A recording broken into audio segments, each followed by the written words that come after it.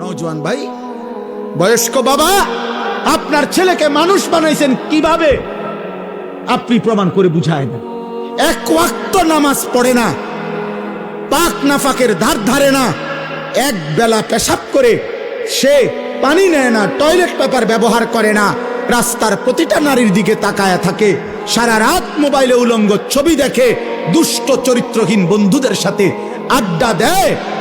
এই ছেলে আপনার ইনসান হইছে কিভাবে, মানুষ হইছে কিভাবে সেটা বলেন। ইকোনমিক্যাল অ্যানিমেল হইতে পারে, বাট ইনসান হয় নাই।